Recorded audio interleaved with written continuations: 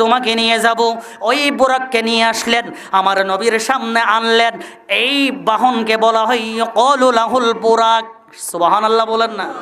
এটাকে বলা হয় বুরাক। এটাকে কি বলা হয়?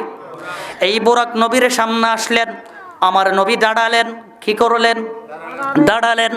এবার এই বুরাক নাচানাচি শুরু করে দিয়েছে। সুবহানাল্লাহ বলেন না।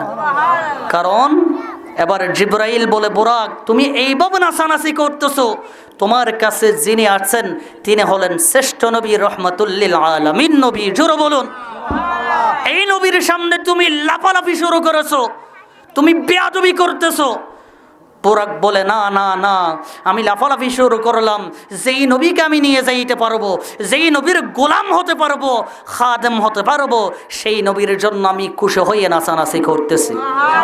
কারণ আমি জানি আমার নবীর মতো আর কেউ হতে পারে जिसका कोई सानी नहीं वो नबी हमारा है, जिसका कोई सानी नहीं वो नबी हमारा है। मुस्तफ़ा की अज़मत का, मुस्तफ़ा की अज़मत का हद न किनारा है। सलातुन